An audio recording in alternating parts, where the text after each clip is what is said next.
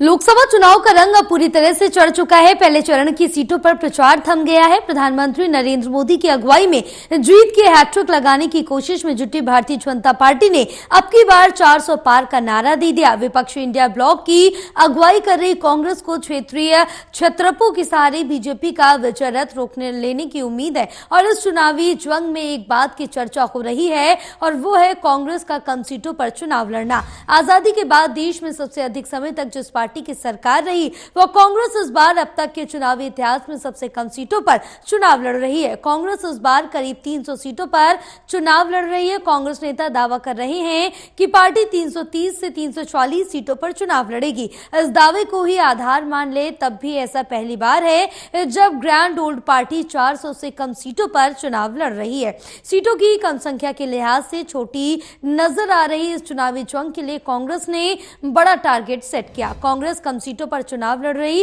लेकिन उसे ज्यादा नतीजों की उम्मीद है। अब सवाल ये उठ रहे हैं कि कांग्रेस उतनी सीटों पर भी चुनाव नहीं लड़ रही जितनी सीटें जीतने का टारगेट बीजेपी ने सेट किया है। ऐसे में पार्टी को ज्यादा नतीजों की उम्मीद क्यों है?